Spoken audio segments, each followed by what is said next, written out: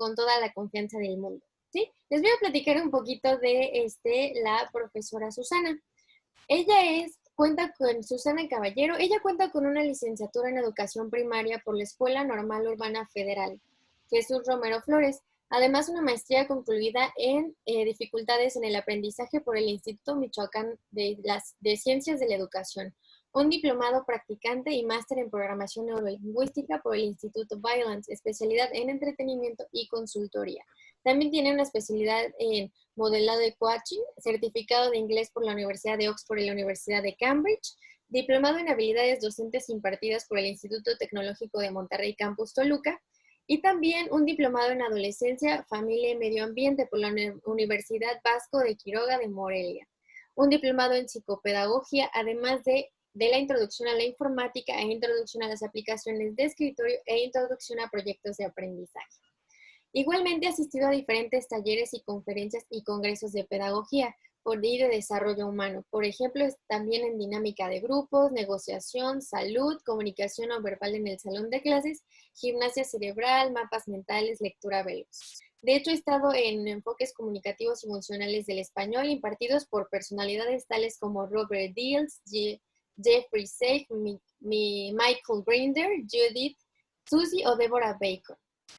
También se ha desarrollado como docente de educación preescolar primaria, rural y urbana pública y privada y secundaria. Es profesora de inglés, subdirectora del nivel secundaria del Instituto Pedagógico Piaget, profesora invitada y traductora en la certificación de entretenimiento y consultoría de la NLP University de Santa Cruz y actualmente es directora del preescolar primaria y secundaria del Instituto Pedagógico Piaget, maestra de inglés, profesora invitada por la NLP University de Santa Cruz y autora de la serie de cuadernos Alfa Preescolar y coautora de la serie de cuadernos Alfa Primaria y de sus materiales complementarios. Bueno, diciendo esto, me gustaría cederle la palabra a Miss Susana. Muchas gracias, Wendy, y buenas tardes. Un Buenas gusto tardes. estar hoy por aquí con ustedes. Y igual que Wendy, lo primero que me gustaría es decirles que deseo de todo corazón que ustedes y sus familias y todos sus seres queridos estén muy bien, estén sanos. Y pues bueno, que yo sé que ahorita que estamos en este periodo en casa, con todas las actividades que eso conlleva adicionales a nuestro trabajo, es un gran reto y además ya muestra una gran voluntad por trabajar correctamente con nuestros alumnos, el hecho de que nos estemos capacitando aún en este contexto. Como les decía Wendy, pues yo les invitaría, si es que es posible, a que prendiéramos la cámara para que pudiéramos estar un poco en interacción, a pesar de que lo que yo les voy a compartir, más que un taller, es casi todo expositivo. Sí me gustaría tener la posibilidad de saber si en algún momento alguien me dice yo quiero hacer una pregunta y pausamos con mucho gusto para poderla responder. Lo primero que me gustaría preguntarles, por ahí me compartían que ustedes están en el Estado de México, ¿o estoy equivocada? Sí, es en el Estado de México. Sí, Estado de México. Muy bien. Bueno, pues yo vivo en Morelia, así que es uno de los deleites de la tecnología que podemos estar comunicadas y en contacto y compartir experiencias gracias a estas herramientas. Permítanme, les voy a arrancar el compartir a la presentación para que podamos dar inicio a la charla del día de hoy, que, como quizá les avisaron ya, lleva por título Estrategias didácticas para el aprendizaje de las matemáticas. Tengo entendido, ¿este es el primer año que ustedes adoptan la serie de Alfa Primaria? No, ya es el segundo año. Es el segundo año. Bueno, primero que nada, bueno, como quizá habrán escuchado en lo que les comentaba Wendy, esta serie no es enteramente de mi autoría. De hecho, es una serie que lleva circulando y educando generaciones desde mediados del siglo pasado. Es una serie que hemos refrescado y que hemos actualizado, pero que sigue muy vigente precisamente por lo que son las matemáticas. Precisamente porque pues las matemáticas no están cambiando, no están, la forma de enseñarlas sí, pero el contenido sí de las matemáticas no. Y eso nos lleva a lo que de donde vamos a partir el día de hoy en esta charla, que es la pregunta de ¿para qué aprender matemáticas? Seguramente a lo largo de la experiencia docente que cada uno de ustedes tenga, se habrán preguntado ustedes o sus alumnos les habrán preguntado ¿para qué aprendemos matemáticas? O en versiones diferentes de esta pregunta como ¿para qué tengo que aprender raíz cuadrada si nunca lo voy a aplicar en mi vida? ¿O para qué tengo que aprender fracciones o a dividir si para eso tengo la calculadora?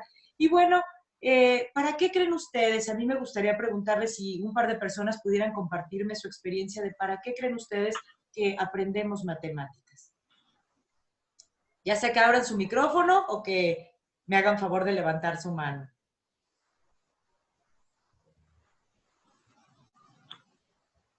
Berenice, gracias.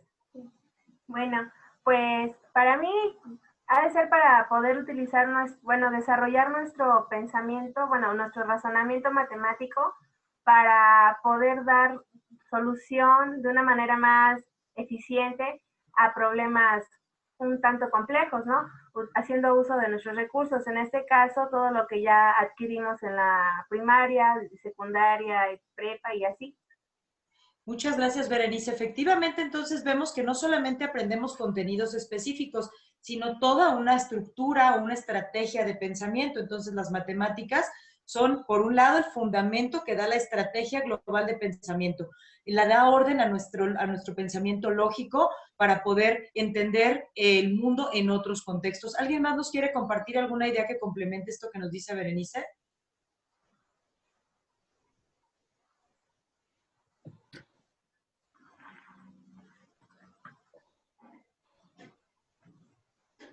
¿Nadie? Buenas tardes. Buenas tardes. Mi nombre es, soy la Miss Karen. Sí, como dice mi compañera Bere, pues más que nada es para ayudar a lo del razonamiento, ¿no? Y eso genera en nuestro cerebro tener una plasticidad que es lo que nos ayuda a retener más cosas, más que nada para hacer ese funcionamiento. Efectivamente, así es. Y además de que permite que nuestro pensamiento se expanda y dé origen a la plataforma o a la estructura o al cimiento que va a permitir que nuestro cerebro funcione de una manera más eficiente y razone de una manera lógica, pues las matemáticas son algo así como el lenguaje con el que, y esto no es una frase mía, es de un matemático precisamente, ese es el lenguaje con el que comprendemos el mundo en el que habitamos. No sabemos si es el lenguaje con el que está escrito, pero sí sabemos que es el lenguaje con el que comprendemos todo el mundo en el que nos desenvolvemos. Y el tipo de pensamiento que desarrollamos gracias a las matemáticas es lo que nos permite tener una comprensión mucho más uniforme como humanidad y además mucho más razonada. Ahorita lo estamos viendo, por ejemplo, con esta situación por la que nuestro mundo está atravesando, que bueno, es difícil entre la gran cantidad de información que se nos presenta en las redes sociales, distinguir cuál es una información fidedigna y cuál no es. Y nosotros, gracias a nuestro pensamiento lógico matemático y gracias a poder comprender elementos como, por ejemplo, las estadísticas, lo que se presenta en las investigaciones científicas, podemos saber cuál de esa información es fiable o no es confiable. Y eso no solamente influye para nuestra comprensión en las ciencias, sino también para nuestra comprensión de las ciencias sociales. Pues todas las ciencias sociales, incluso la política, tienen presencia de todo este lenguaje. Entonces, pues está claro que para que nuestros alumnos puedan ir evolucionando a comprender el mundo en el que habitan, necesitamos de las matemáticas. Sin embargo, así como yo les decía que seguramente les ha tocado encontrarse con personas que preguntan, ¿para qué aprender matemáticas? Quizá les ha tocado también quienes dicen, ay, yo no soy bueno para las matemáticas, yo no nací para las matemáticas son muy difíciles, y creencias de este tipo que son muy comunes y son muy generalizadas. Y bueno, hay muchas razones por las cuales adquirimos estas creencias. Vamos a abordar algunas en la plática conforme se vayan dando, pero una de las razones que desde mi punto de vista más provocan este tipo de creencia es la falta de conciencia de lo que vamos a platicar el día de hoy. Y es el hecho de que las matemáticas se aprenden en 3 momentos o en 3 grandes pasos. Y cuando nosotros omitimos uno de estos pasos en el aprendizaje de las matemáticas, el aprendizaje no queda comprendido del todo y por lo tanto la persona se frustra y siente como que las matemáticas son difíciles, como que no las puede trasladar a ningún otro contexto y como que es un tiempo perdido y es algo que a él se le dificulta posiblemente. Entonces, bueno, pues tendremos que pensar que lo primero que tenemos que saber para poder garantizar que nuestros alumnos viven su proceso de aprendizaje de las matemáticas de una manera armoniosa que verdaderamente les permite alcanzar este objetivo de comprender este lenguaje con el que interpretamos el mundo en el que habitamos, tenemos que conocer y seguir en cada uno del desarrollo de nuestros temas de clase los 3 momentos o las 3 etapas del aprendizaje de las matemáticas. Seguramente por título ya casi les dice todo lo que contiene cada uno de ellos. Sin embargo, las vamos a ir desmenuzando para explicarles un poquito más de cada una y luego cómo se relaciona con los materiales alfa primaria. Yo les decía que los materiales alfa primaria no son enteramente de mi autoría. Sus 3 autores originales, mi abuelo Arquímedes y sus 2 coautores, desde un inicio se reunieron y pensaron en la estructura o en la manera en que podíamos organizar las matemáticas para que el alumno fuera comprendiendo los temas de manera progresiva para ir generando esta plataforma de pensamiento de la que desde hace rato nos hablaba Berenice. Perdónenme, yo les hablo de tú porque así veo sus nombres en el Zoom, pero bueno, perdónenme la confianza, pero bueno, hace un momento nos hablaba de esta estrategia de pensamiento Berenice y precisamente ellos pensaron que la organización de los temas tendría que ser con este orden lógico precisamente y así ha seguido a lo largo del tiempo alfa primaria. Lo hemos reorganizado en el sentido de que hemos adaptado y hemos incluido algunas cosas que les voy a hablar un poquito más adelante, pero la estructura desde un principio es así. Sin embargo, en estos 3 momentos, cuando los alfas surgieron, el sistema educativo imperante en aquel entonces, a mediados la segunda mitad del siglo pasado, el modelo educativo abordaba principalmente el tercer momento, que es el momento de la abstracción, pero dejaba poco espacio a los 2 primeros momentos del aprendizaje de las matemáticas, que son la manipulación y experimentación, la representación gráfica y la verbalización.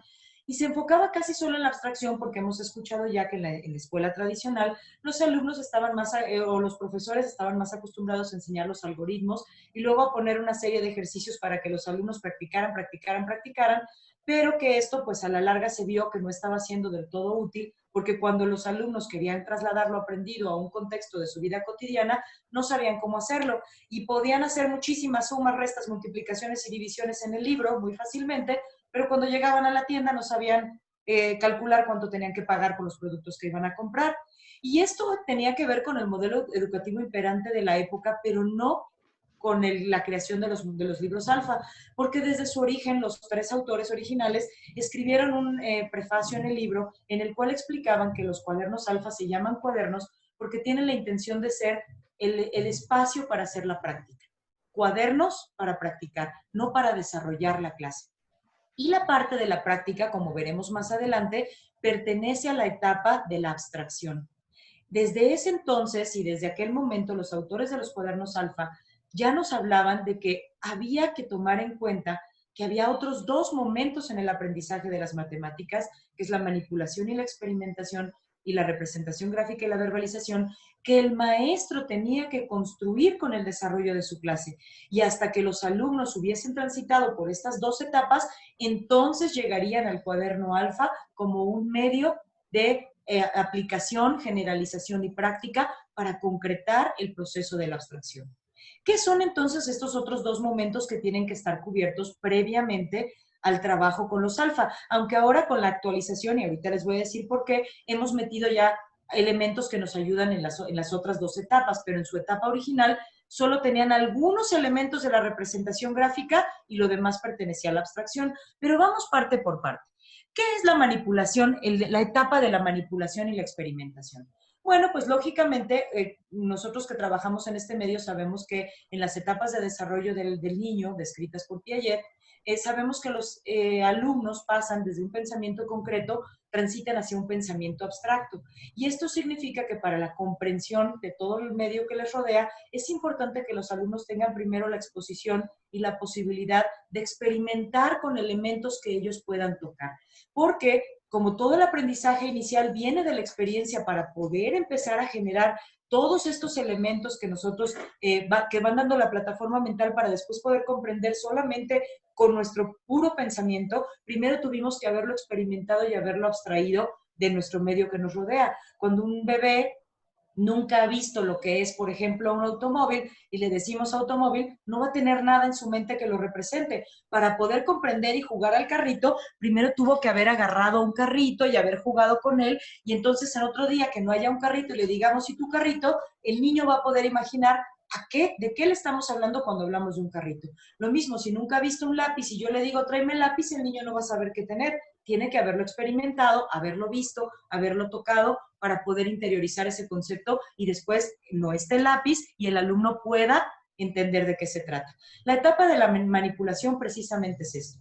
Durante todos los temas de las matemáticas es importante que demos en primer lugar el espacio a la manipulación. Obviamente, la etapa en la que se encuentra el niño requiere de más o menos exposición a la manipulación. Por supuesto, preescolar es una etapa donde le damos muchísimo más tiempo y espacio a la parte de la manipulación porque por primera vez están generando estos conceptos mentales y tenemos muchos más materiales. Y conforme van creciendo, los materiales van siendo distintos e incluso hay temas para los que ya podemos hacer un uso muy breve de los materiales concretos porque ya los alumnos han tenido la posibilidad de manipular y de experimentar. Específicamente en los alfa, esto no estaba desde su origen. Sin embargo, ustedes sabrán, me voy a regresar un poquito a los 3 momentos porque les hablé del modelo educativo tradicional, pero lo que me faltó decirles es que en aquel entonces, cuando el modelo tradicional estaba más enfocado a la abstracción, que era la práctica de los algoritmos y la repetición memorística de algunos procesos matemáticos, y que nos dimos cuenta que no funcionó porque los alumnos no podían utilizarlo en la práctica, surgieron 2 modelos educativos siguientes, que son los últimos 2 modelos educativos que hemos tenido, que se fueron al extremo opuesto a pensar, no, es que el alumno tiene que hacer proyectos o retos o desafíos, como se llaman ahora en los libros, en donde el alumno tiene que manipular, experimentar y compartir a los demás lo que ha entendido, pero hasta ahí se quedaba. Y entonces el problema con este otro enfoque de estos otros modelos educativos es que cuando yo descubro el conocimiento, lo comparto, pero no lo asiento y luego no lo practico, se olvida. Y entonces cuando yo tengo que volver a resolver otro desafío, empiezo casi desde cero. Eso es lo que nos ha faltado ahora y aquí es donde vienen los programas, los libros alfa. Les decía yo que el libro original de alfa no incluía esto que son ahora los retos en los alfa. Esto es una cosa que le añadimos recientemente con esto que se trabaja en los desafíos matemáticos de la Secretaría. Y los retos nos presentan la posibilidad de que nosotros partamos de ellos para la manipulación y para el incentivar al alumno a que intente resolver un problema o un conflicto que lo motive a descubrir la respuesta. En la etapa de la manipulación y la experimentación es en la etapa en la cual nosotros le damos el sentido a por qué aprender cierta cosa de las matemáticas. Si yo agarro y les digo a los niños, te tienes que aprender las tablas porque te las tienes que aprender, el alumno va a presentar resistencia. Pero si yo les dijera, por ejemplo, cómo vas a hacer para comprender, para contar más rápido este montón de palitos que te di, a ver, inventen estrategias, va a ser un reto para ellos, como les llamamos en alfa, o un desafío, como se llama en los libros CEP, que va a motivarlos para buscar una respuesta. Entonces, nosotros hemos añadido este elemento para que tengan ustedes un apoyo en los alfa para poder trabajar la parte de la manipulación y la experimentación, pero sabemos que los maestros, con su experiencia y también con el apoyo de los libros CEP que también reciben, pueden incluir mucho más desafíos. Este que les puse aquí de muestra es un desafío del libro de sexto en el cual este está contestado, pero en este desafío lo que tenemos es que los triangulitos que ustedes ven en rosa son triangulitos que realmente no aparecen en el libro del alumno, es un material recortable que viene al final del libro y que los alumnos, una vez que han visto ya la equivalencia entre las fracciones y los números decimales y también las operaciones de ambos tipos, tienen que tener el reto de formar una pirámide colocando los triángulos de tal manera que puedan unir una operación con un resultado, lo que les obliga a poner en práctica el resolver operaciones, tanto de fracciones como de decimales, y la conversión entre ellos. Entonces es un reto que se propone hacerlo en equipos y los alumnos tienen que estar jugando y acomodando los triángulos hasta que les quedan todos acomodados de tal manera que los resultados coinciden. Y de esta manera empezamos con la etapa de la manipulación. Sin embargo, ¿qué retos tenemos en la etapa de la manipulación? En muchas ocasiones, cuando nosotros enviamos un reto a los alumnos, y en los diferentes grados, obviamente, en su propia, en la dimensión correcta para los grados, podemos encontrarnos con 2 posibles dificultades que vienen de tiempo atrás hacia el alumno y que lo llevan a este concepto de que las matemáticas son complejas. Uno de ellos es la indefensión aprendida. Indefensión aprendida es el hecho de que yo he fallado tantas veces en el pasado que ya me creo a mí mismo incapaz de tener un resultado acertado. Es decir, que a lo mejor en su experiencia pasada tuvo, por ejemplo, a lo mejor algún maestro que ponía retos demasiado difíciles para su edad y entonces el alumno se frustró y se sintió incapaz o se sintió tonto y entonces cree que no es bueno para las matemáticas, o lo ha aprendido en casa porque a lo mejor en casa hay otros miembros de la familia que han aprendido que las matemáticas son difíciles y cada que abren su tarea le dicen, híjole, de matemáticas, pobre de ti, mijo, o tienes examen de matemáticas, újule. No, aquí los domingos somos malísimos para las matemáticas.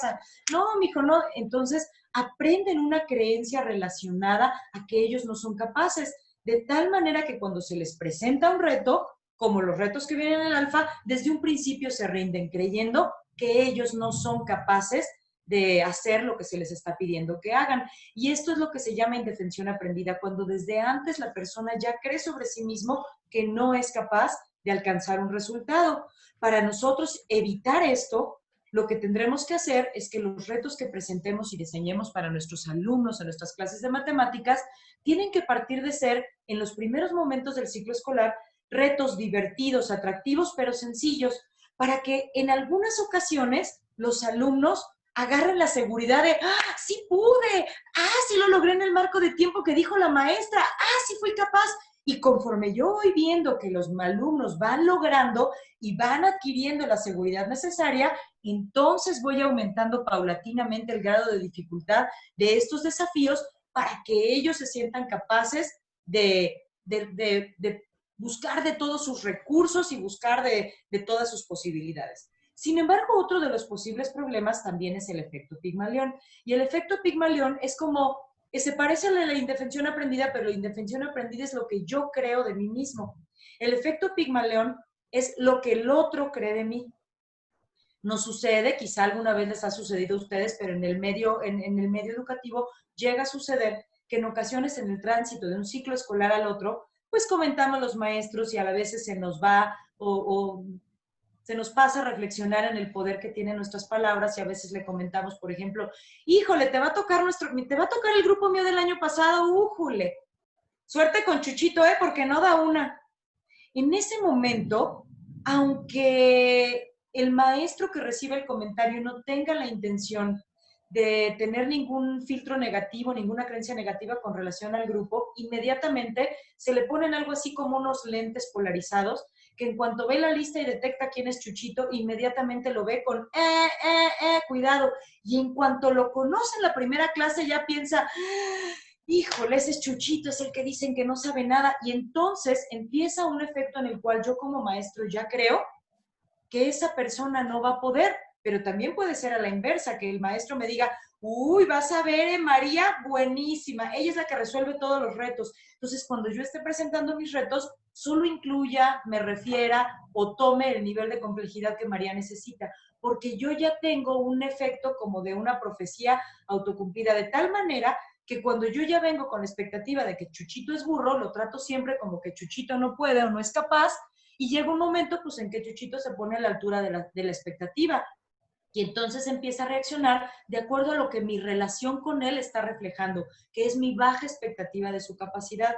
Y entonces cuando yo le presento retos para que pueda estar en la etapa de la manipulación y están en un equipo, pues Chuchito ya ni trabaja, porque pues la maestra ya sabe que yo soy el burro y hasta me puso con los listos para que me ayudaran, porque uno cree que los niños no se dan cuenta cómo hacemos la configuración de los equipos, pero sí se dan cuenta. Y entonces Chuchito dice, me puso con María para que me enseñara o para que ella hiciera todo el trabajo. Entonces se hace una profecía autocumplida.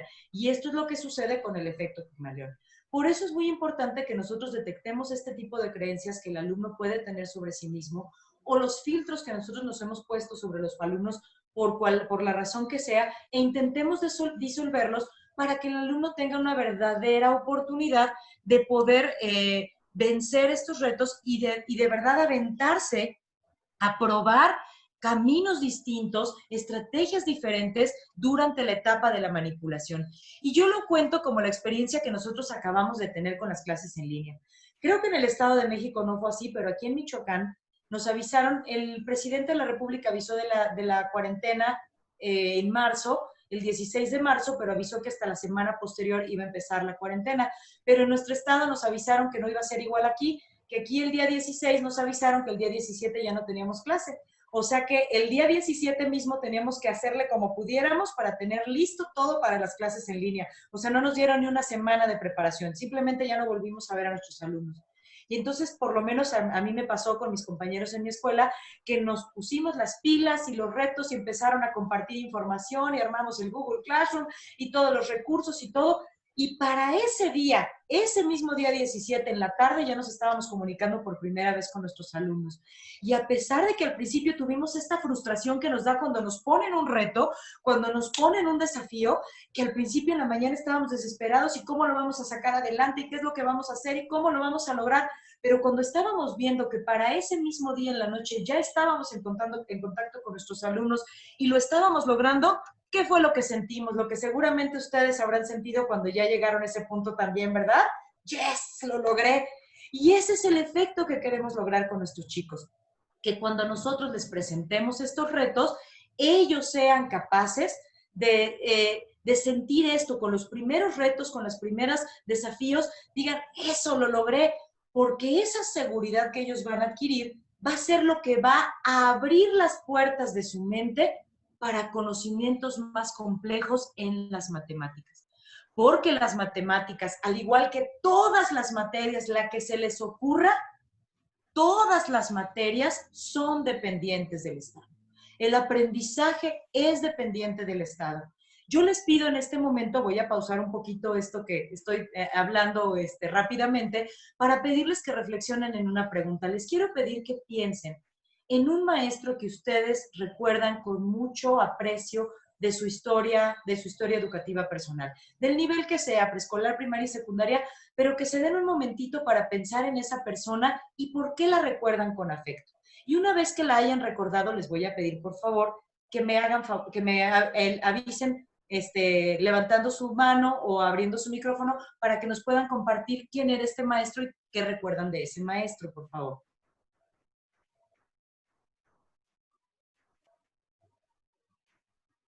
Adelante, Lore.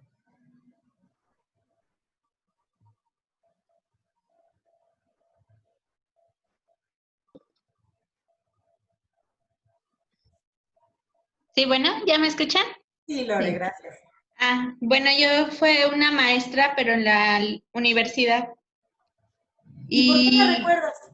Yo la recuerdo porque sí era una persona, bueno, es una persona muy optimista, que siempre era la que me dio psicología educativa, de hecho.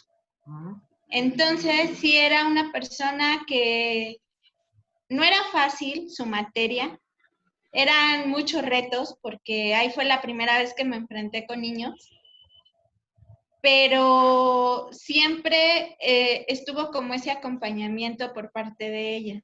Sí nos dejaba solitos de repente, pero siempre estaba como muy presente, muy atenta, y cuando algo salía bien, pues nos lo hacía ver. Igual también cuando algo salía mal, pues hablaba con nosotros y nos daba estrategias de cómo mejorarlo. Excelente, muchas gracias por compartir, Lore. Gracias. ¿Alguien más?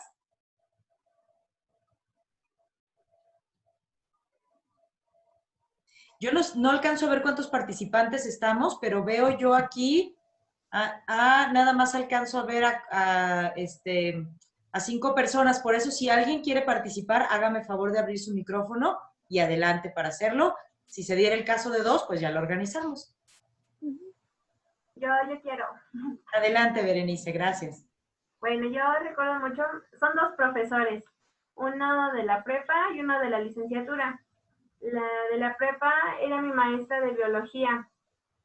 Ella tenía como que su método de enseñanza así muy didáctico, muy bonito, porque nos explicaba y nos daba, igual que como si estuviéramos en la primaria, nos daba recortes para colorear y actividades así como lúdicas, y era así como de que wow, qué bonito, ¿no? Porque a ella nos decía mucho que le gustaba mucho ser maestra, que era algo muy bonito.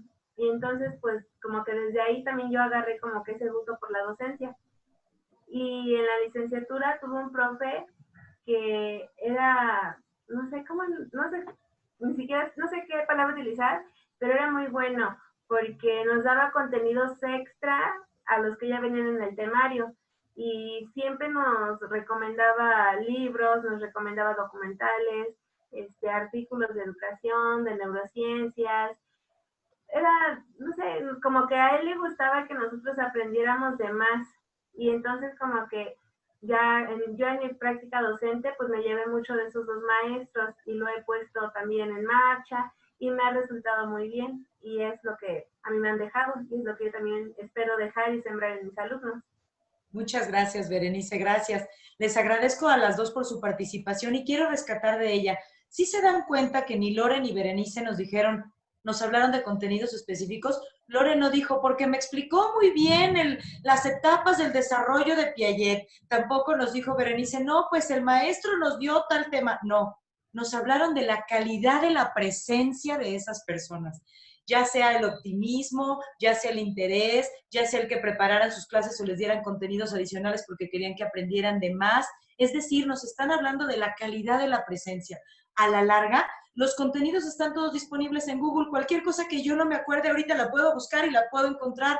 Pero lo que hace significativo o que hace que verdaderamente se fije un conocimiento, despierte interés en nosotros por aprenderlo, es la calidad de la presencia del profesor que nos lo... Casi siempre cuando les hago esta pregunta en las charlas a los maestros, me contestan cosas similares a los de Lore y Berenice, que tienen más que ver con la forma abierta, cariñosa o justa o presente de los maestros que están. No es lo mismo un maestro que improvisó su clase que el maestro que nos dio contenidos de más, como decía Berenice, de lo que venía en el programa porque le interesamos, porque entonces el metamensaje que hay ahí es nosotros le interesamos como personas. Y esto entonces nos dice que el aprendizaje es dependiente del estado, por lo tanto, yo tengo que estar trabajando en esa confianza que construyo en el alumno para que él se sienta capaz de aprender, pero también en mi trato hacia el alumno y mi expectativa del alumno, evitando el efecto Pigmalión, para que él se mantenga abierto e interesado en aprender. De tal manera que para yo verdadera y genuinamente proyectar esto, necesito escoger los retos, necesito escoger las actividades que realmente me interesen a mí también. ¿Por qué razón? ¿Por qué tengo yo que escoger las actividades que también a mí me reten? Bueno, la razón es porque la pasión y el placer por aprender se contagian. Y entonces, bueno, pues si yo escogí un proyecto que hasta a mí me aburre, que yo no se los quiero ni calificar porque ya me enfadé, los niños tampoco lo van a querer hacer. Pero si yo misma estoy haciendo algo junto con ellos que a mí me tiene cautivada, y claro, no siempre me voy a divertir con ellos porque no siempre estoy en la misma edad, pero que yo misma considere que es algo interesante o que me interesan genuinamente las reflexiones que ellos están dando para llegar a la solución de un desafío, eso lo voy a proyectar. Seguramente ustedes han visto, no solo en clases, sino en cualquier actividad de la vida cotidiana, cómo una persona cuando está haciendo algo que le apasiona, entra en algo que se llama estado de flujo y pareciera que brillara, hasta los ojitos le brillan. Y los niños detectan esto. Cuando tenemos un maestro que cree de sí mismo que es malo para las matemáticas y que las matemáticas son difíciles, se contagia, los niños lo pueden ver y ese mismo estado de ánimo es el que ellos van a poner en el desarrollo de la clase y es el mismo que ellos van a poner en comprender lo que está sucediendo. Entonces, es importante saber que para que nosotros podamos generar un estado de ánimo adecuado, tenemos que encontrar en nosotros mismos la pasión por el tema que estamos impartiendo. Y bueno, esto tiene que ver, esta primera parte tiene que ver con la manipulación y la experimentación. Un poquito más adelante les voy a dar un poco otro ejemplo de qué es, de cómo utilizar la manipulación para alfa y también no les di un antecedente al principio. Además de las 3 etapas de las que les voy a hablar, vamos a ver cómo se llevan esas 3 etapas con un ejemplo de alfa y vamos a concluir con 2 estrategias didácticas muy específicas. Porque también como maestra que soy, al igual que ustedes, sé que nos gusta no solo la teoría, sino también la práctica, algo que yo luego pueda aplicar, ¿verdad? Entonces vamos a concluir con una estrategia para memorización de tablas y por qué es importante memorizar las tablas y una estrategia que se llama los triángulos de la reversibilidad, que viene por ahí en uno de los libros alfa, pero que también la vamos a describir con más detalle aquí en esta charla. Y bueno, todo esto fue lo de manipulación y experimentación. Vamos ahora a la segunda etapa, que es la de representación gráfica y verbalización.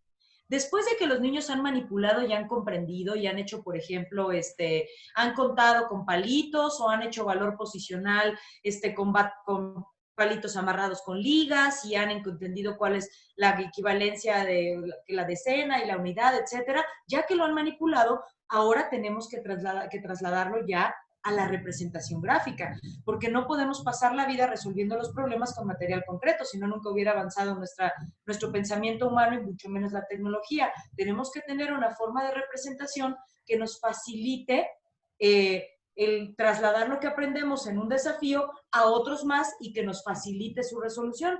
Entonces, la representación gráfica no es más que la posibilidad de representar con dibujos y luego de ahí ya con el algoritmo lo que nosotros aprendimos con material concreto.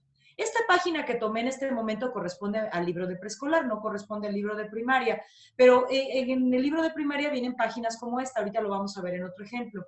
Y no es más que si ya aprendí con canicas a juntar 1 y 3 para saber que son 4, después lo dibujo de todas, desde preescolar y todavía en primero de primaria al menos.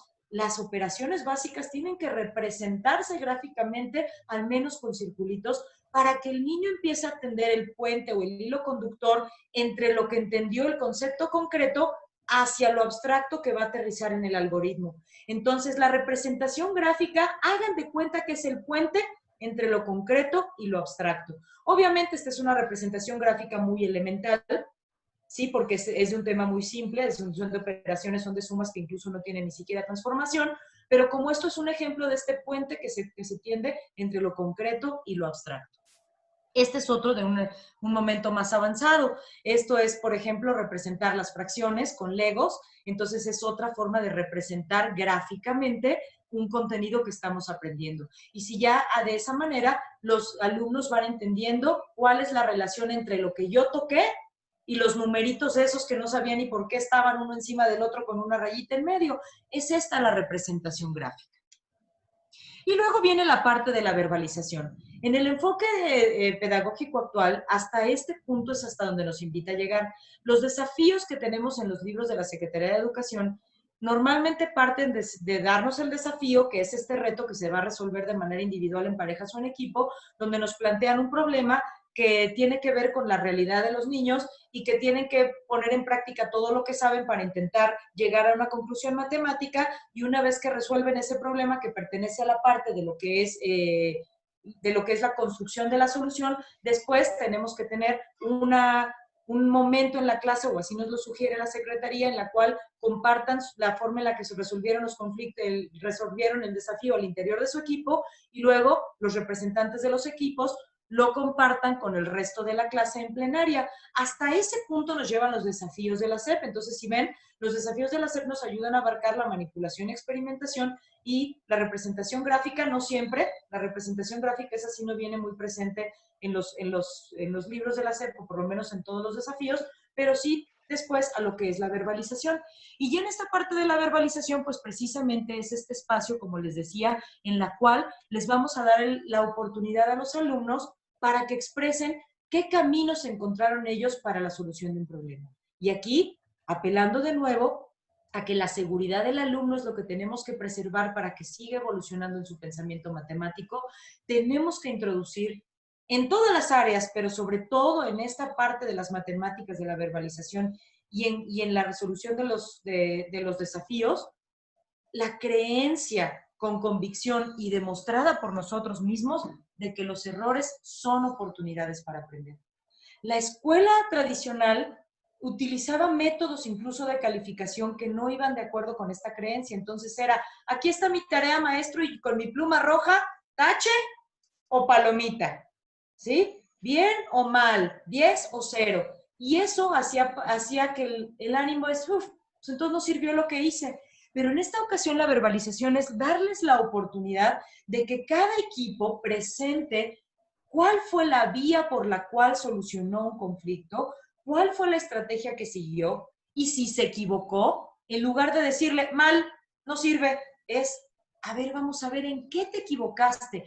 Tú y yo juntos vamos a desmenuzar tu proceso para que entiendas en dónde te equivocaste, aprendas algo nuevo y cuando vuelvas a buscar un camino no cometas el mismo error. Entonces es muy diferente el error como un fracaso que el error como una oportunidad para aprender. Entonces, en esta etapa de la verbalización, nuestra tarea como maestros va a ser el estar con toda la apertura de criterio, pero sobre todo con la paciencia para ayudar a los alumnos a que en sus equivocaciones encuentren en qué pasos se equivocaron para que puedan dar marcha atrás y empezar a aprender de ese error y empezar de nuevo. Y bueno, en esta parte de la verbalización, en lo que viene la Secretaría de Educación Pública, hasta ahí se paran los desafíos. Ya compartió cada quien su camino y hasta ahí terminamos. ¿Desde qué punto consideramos que queda incompleto el proceso? Si cada equipo presenta su camino de solución a un problema y decimos, muy bien, lo resolvió muy bien el equipo 1 y su procedimiento fue válido. Muy bien, equipo 2, su procedimiento fue válido. Muy bien, equipo 3, y se acabó la clase. Cuando presentamos otro reto igual, los niños no van a saber cuál de los caminos era el camino más sencillo para utilizar. Y las matemáticas, uno de los objetivos de las matemáticas es el encontrar caminos sencillos para la resolución de problemas posteriores de manera más rápida. Es decir, encuentro soluciones, pero de ellas tengo que distinguir cuál es la más simple para que esa respuesta más simple me pueda servir en otros contextos parecidos para resolver problemas de manera más rápida. Entonces, para yo poder lograr eso, no me puedo parar solo en que cada quien compartió su camino, sino después de que cada quien compartió su camino, como maestro tengo que dar el espacio para ver y reflexionar con ellos cuál de todos los caminos encontrados es el camino más corto. Y entonces, a partir de ese camino más corto, asentar un concepto matemático. Porque si los niños comparten con sus compañeros cómo resolvieron un conflicto con sus palabras, los niños puede ser que compartan algo así, pues nosotros pusimos este acá abajo y el de abajo lo pasamos para arriba y el de arriba le borramos, pero luego lo pusimos de este lado, y cuando le digo al equipo 2, a ver, resuelve el problema como el equipo 1, van a decir, ¿qué? No entendí ni qué hicieron. Tengo que ser yo como maestro el que ayude a asentar esas ideas en una estrategia organizada que introduzca los conceptos matemáticos que le pueda servir de referencia a los demás equipos para la resolución de problemas posteriores. Y entonces, si no tenemos los cuadernos alfa, nosotros maestros redactamos junto con el grupo ese concepto matemático que les va a quedar como un apunte y como un apunte mental también para poder resolver problemas posteriores. Pero como sí tenemos alfa, lo que tenemos es en los alfa ya esos conceptos ya redactados y ya escritos, en los cuales ya se resaltan los conceptos correctamente expresados en términos matemáticos para que el alumno siempre tenga la referencia. Y ahorita que estamos en clase en línea, no solamente los alumnos, ya sabrán que este es un elemento muy importante para los papás.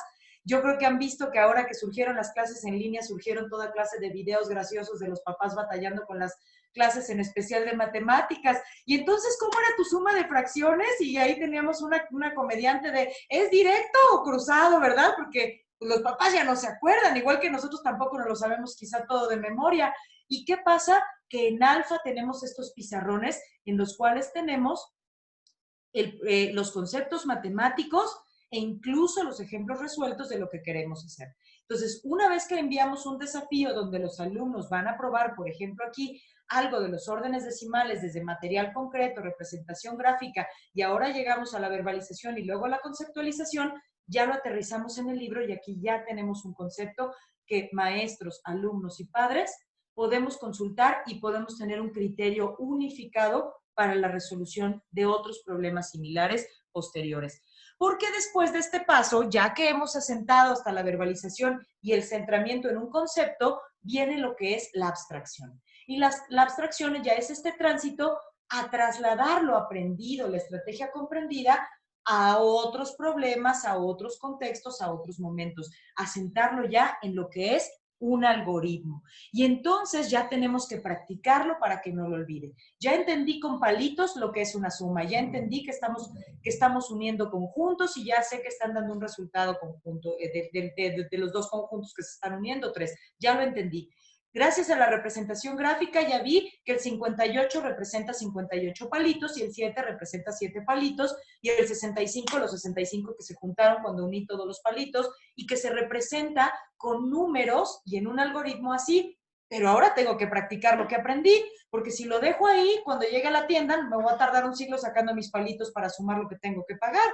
Ahora tengo que practicar y por eso Alfa nos presenta toda una gran cantidad de ejercicios de cada uno de los temas de matemáticas para que los niños desarrollen la habilidad y practiquen. En la escuela tradicional, algunos maestros iban directo a este paso. Y entonces, ¿qué decían? Pues no sirve para nada y es bien aburrido estar lleno y lleno sumas. Pero cuando el niño ya comprendió, esto tiene sentido porque lo único que está haciendo es terminando de acomodar la información y dando agilidad mental. Cada conocimiento nuevo que nosotros integramos a nuestra estructura de pensamiento, lo que genera, si es nuevo, es un nuevo camino neuronal, una nueva sinapsis. Pero cuando yo genero una nueva sinapsis, que es una nueva comunicación entre neuronas, si yo no hago uso de ese conocimiento, esa nueva sinapsis en unos cuantos días se desintegra y ese conocimiento se pierde. Pero cuando yo practico, esa comunicación, esa nueva sinapsis se refuerza hasta que se convierte en una sinapsis permanente, en un conocimiento que, como cuando dicen el que aprendió a andar en bicicleta nunca se le olvida, bueno, pues el que aprendió a sumar y lo practicó, pues nunca se le olvida. Vamos a generar esa habilidad para que el alumno pueda hacerlo de una manera sencilla. Y ya que lo ha practicado, luego tiene que generalizarlo. ¿Cómo lo aplica ahora en otros contextos? Ya lo hizo en el desafío que tuvo, lo practicó, lo verbalizó, lo todo, ya practicó la suma, ahora cómo introducimos problemas similares donde tiene que aplicar lo que practicó, pero en otros contextos distintos. Entonces después tenemos en Alfa, por ejemplo, los problemas donde aplica lo que practicó. Y si todavía queremos agregar un paso que es muy efectivo, y ese es adicional al Alfa porque es posterior a estos problemas y se los recomiendo mucho, es quizá ustedes han escuchado que los pasos del aprendizaje son ir desde la incompetencia inconsciente, que es cuando yo no sé que algo existe. Por ejemplo, un alumno que en su vida había escuchado de la suma es incompetente inconsciente porque no sabe que no sabe. Cuando ya la maestra le dice, vamos a aprender las sumas, en ese momento ya dice, ¿qué serán las sumas? Ya es un incompetente consciente, ya sabe que hay algo que no sabe. Cuando ya le enseñan a sumar y lo está practicando y le cuesta trabajo, pero ya lo aprendió, pero lo está haciendo, se convierte en una competencia consciente. Ya lo sabe hacer, pero le tiene que poner toda su atención para lograrlo hacer. Y ya cuando lo practica mucho, se convierte en una competencia inconsciente, es decir, agarro una suma y la hago ya hasta sin pensarlo. Me dicen unos números y mi mente las hace porque ya lo sé hacer, porque ya lo practiqué suficiente. Pero la maestría es un quinto paso posterior a ese. La maestría es, una vez que ya ni sé qué sé, es obligarme a ver cómo le hago para hacer algo que me sale muy fácil. Es traer a la luz de mi conciencia cuál es mi procedimiento y comunicárselo a otros. Entonces, para lograr este paso de maestría de una habilidad matemática, lo que vamos a hacer es invitarlos a que sean ellos ahora los que creen un problema. Entonces les vamos a decir, ya lo hiciste, ya te supiste la suma, qué sé yo, ahora invéntate tú tu problema. Por ejemplo, aquí les puse dos de los alumnos de mi marido de sexto de primaria, que una niña, por ejemplo, dice, Laura quiere ir a un concierto con sus 3 hermanos, sus 5 primos, sus 5 amigos y sus 5 amigas. Si en total son 18 personas y van a comprar los boletos de la zona oro que cuesta 3,624 por boleto, ¿cuánto van a pagar por los 18 boletos? ¿Se dan cuenta que aquí esta niña está teniendo que comprender la multiplicación y además la está llevando a un contexto suyo? Y en esta ocasión, cuando yo ya los niños me traen los problemas inventados por ellos, yo ya puedo ver porque en ocasiones se confunden y en la redacción del problema creen que están solicitando la multiplicación que yo les enseñé, pero en realidad están solicitando suma. Entonces ahí yo ya reflexiono con ellos y les digo, a ver, piensa bien, aquí por qué y en esto, y entonces reflexionan el proceso hasta que entienden por cómo tienen que cambiar su redacción para que el problema verdaderamente implique una multiplicación. Vean el segundo que dice, hay una tanda muy grande en la que hay 48 números y por número se tiene que pagar a la semana 3,624. ¿Cuánto dinero le va a tocar a cada persona? Pero se dan cuenta que ahí está reflejado su contexto familiar, su contexto cultural, sus intereses personales. Y esto es una de las versiones de la personalización de la educación, de la que yo creo que han escuchado que habla César Cole, desde problemas, desde planes educativos anteriores, que es esta parte en la cual nosotros podemos involucrar los intereses personales de los alumnos. Cuando nosotros hemos llevado a que los alumnos lleguen hasta este punto, podemos garantizar que ya entendieron, que de verdad ya entendieron de lo que estamos hablando y que van a ser capaces de llevar ese conocimiento matemático a cualquier otro lado. Y cuando, por ejemplo, la manera como manejamos esta parte es cuando yo, maestro, ya revisé que el problema sí quedó bien redactado y si es de multiplicación, ahora viene el siguiente reto. Intercámbiate tus problemas con tus amigos, porque entonces también está muy padre que mis amigos tengan que hacerlo y yo se los reviso a ver si está bien y los demás pues se ríen o comparten con los contextos en los que yo puse mi problema y eso también es una dinámica entre los alumnos que le da sentido al uso de las matemáticas. Entonces, hasta aquí es como abordamos un tema por las 3 etapas del aprendizaje de las matemáticas.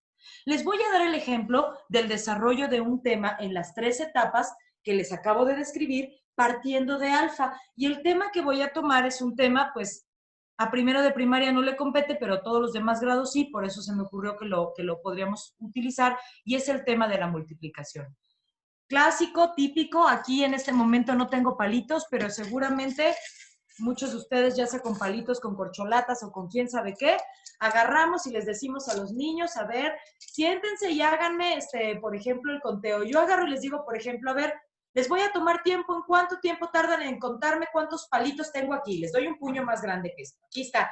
Y entonces tomamos tiempo y están 1, 2, 3, 4, 5, 6, 7. Ok, tardaron 30 segundos. Ahora, voy a darles un palito, un bonche de palitos diferente, pero en una cantidad parecida de palitos, y los van a ordenar en filitas de 10.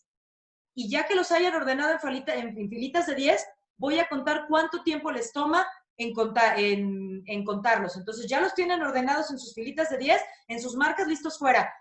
Inmediatamente los niños hacen, y si no todos los equipos, por lo menos algún equipo atina a hacerlo, y conforme van escuchando a los demás, a decir, ay, 10, 20, 30, 40, ay, son 55, ay, ahora les tomó 15 segundos contar los palitos, ¿no? Y ahora vamos a hacerlos en de 5, y entonces empiezan a ver lo que son las sumas iteradas, o sea, las sumas repetidas. Empiezan a probar lo que es ir formando los conocidos pelotones y filitas y pelotones para empezar a entender cómo la organización en sumas iteradas es una manera mucho más rápida de hacer conteo. Y entonces ellos están manipulando. Lo hacen, por ejemplo, con palitos. Después pasamos al reto que tenemos, por ejemplo, en lo que es la página del segundo de primaria de alfa, en la cual tenemos ya. Aquí en esta página de alfa les quiero decir que tenemos sumas iteradas y todavía no hemos visto nada de multiplicación. Este es el primer encuentro de los niños con la multiplicación. Y lo que ustedes podrán ver es que el primer ejercicio, el primer desafío es hacer esas sumas iteradas. Como los niños ya han hecho las filas de palitos, ya van a poder saber que es rápido contar con sumas iteradas y van a sacar estos resultados. Pero luego dice, ahora une los elementos de la columna de un lado con los de la columna del otro y no se les ha presentado el signo de multiplicación.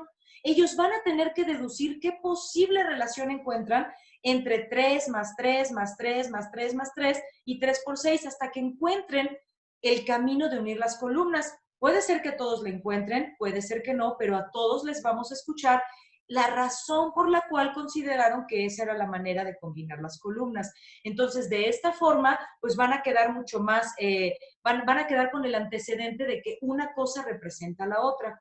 Una vez que hemos pasado por la manipulación y por este desafío que los reta a introducir en su mente la posibilidad de que haya un signo nuevo, que es el signo de por, empezamos ya con lo que es la representación gráfica. Y la representación gráfica primero de las sumas iteradas. Ustedes podrán ver por ahí que tenemos sumas iteradas, así como lo que hicieron con los palitos y tenemos, hay 2 grupos de 5 árboles, es decir, 2 veces 5. No es más que una representación gráfica.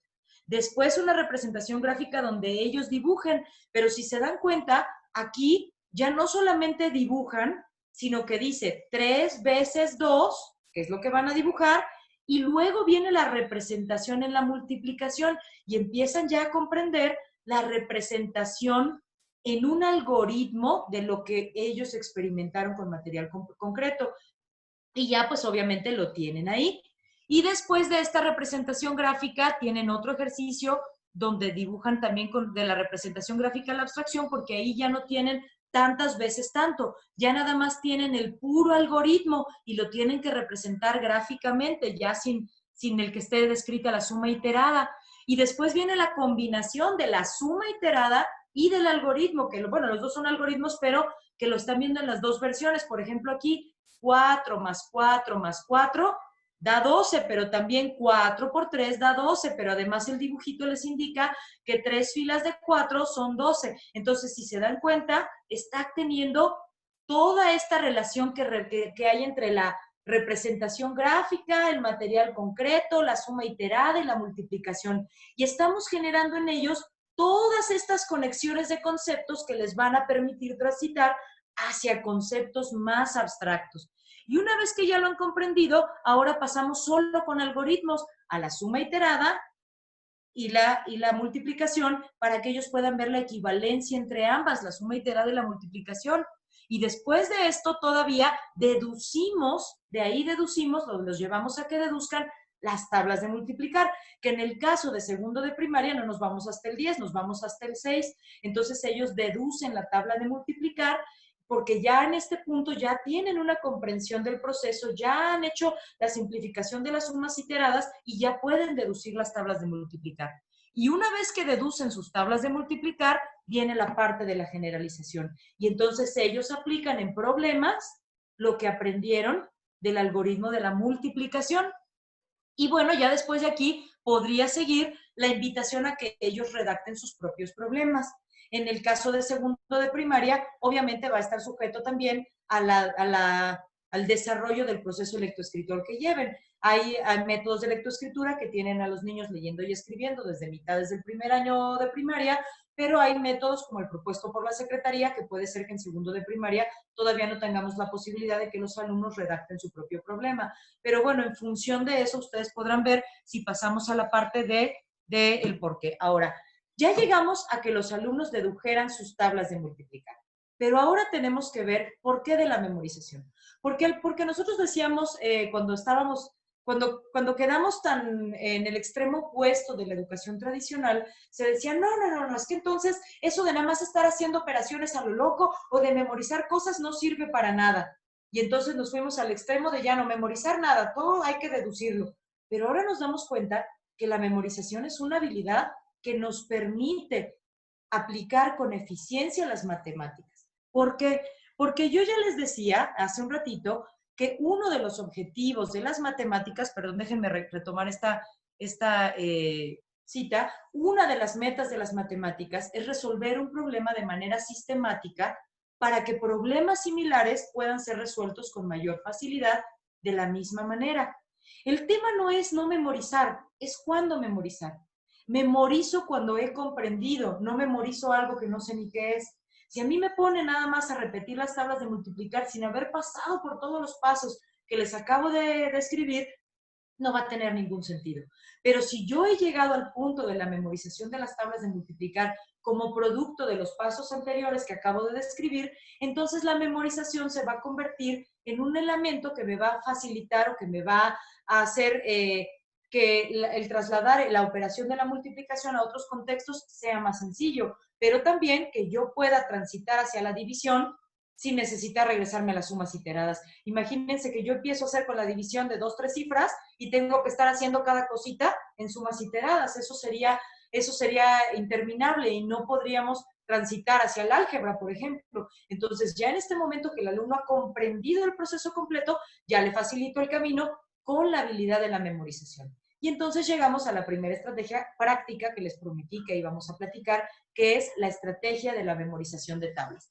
Pero para esta estrategia vamos a tener, obviamente, un antecedente. Y el primero de los antecedentes es algo que quizá ustedes han escuchado, casi estoy segura que han escuchado en algún momento, en algún texto educativo, quizá no sepan de dónde se origina esta clasificación, pero es la clasificación de los estilos de aprendizaje originada en la programación neurolingüística. Hay muchas maneras de distinguir los estilos de aprendizaje. Esta que les voy a presentar se origina en un modelo llamado programación neurolingüística que distingue las maneras en que interiorizamos la realidad y lo que llamamos canales de representación. Y los canales de representación no son más que esto, que yo creo que, como les digo, han escuchado ya antes, que es que aunque nosotros tenemos todos nuestros sentidos, y es que no carecemos de alguno de ellos, tenemos la posibilidad de interiorizar lo que pasa a nuestro alrededor en el mundo que nos rodea a través de nuestros 5 sentidos. Para recibir la información de nuestros 5 sentidos simultáneamente es abrumador para nuestra mente. Por lo tanto, nuestra mente le da prioridad o predominancia a la información que recibe a través de uno de nuestros sentidos, y eso hace que generemos un perfil de comportamiento y de aprendizaje diferente. Y esto es la teoría que normalmente vemos descrita como auditivo, visual y kinestésico. En una mala comprensión de esta teoría, porque si les describiera yo esta teoría sería motivo de una conferencia completita diferente, pero se ha comprendido como que pudiéramos clasificar a las personas entre yo soy auditivo, yo soy visual, yo soy kinestésico, y la realidad es que todos somos todo. Todos tenemos características y potencial para utilizar estrategias de las 3, solo que nuestra experiencia humana nos ha llevado a darle predominancia o prioridad a la información que introducimos a nuestro cerebro a través de uno de nuestros sentidos. Y esto hace que nuestro perfil de estudiantes sea distinto. Como les digo, esto es un tema que tiene tela de cortar suficiente para una charla o hasta un taller completo de mucho más tiempo. Pero en estas características de aprendizaje que tienen las personas con predominancia visual, con predominancia auditiva o con predominancia kinestésica, podemos reconocer que a las personas que más se les facilita el aprendizaje de las matemáticas son aquellas personas que han desarrollado habilidades de predominancia visual, y esto es porque las personas que interiorizan el mundo principalmente a través de lo que ven, son capaces de hacer un registro como de fotografía dentro de su mente del mundo que les rodea. De tal manera que cuando, por ejemplo, les damos problemas de cálculo mental, los alumnos imaginan como si los estuvieran escribiendo en un pizarrón mental y los hacen con tanta eficiencia y rapidez como cuando los hacen a mano sobre una libreta. O cuando estamos en geometría y les decimos, por ejemplo, cuántas aristas tiene tal cuerpo, el alumno es capaz de imaginar el cuerpo y rotarlo en el ojo de su mente, es decir, en su imaginación, y contar las aristas. O cuando les decimos, por ejemplo,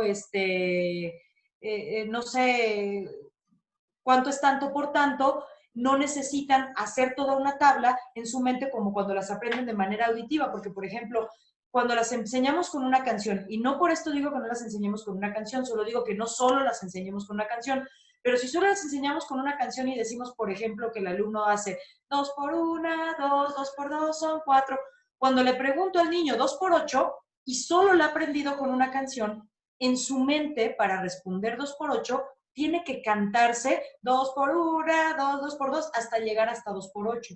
Cuando el alumno aprende las tablas por una vía visual, lo único que tiene que hacer es recordar en dónde la vio escrita e rápida e inmediatamente recuerda el 2 por 8.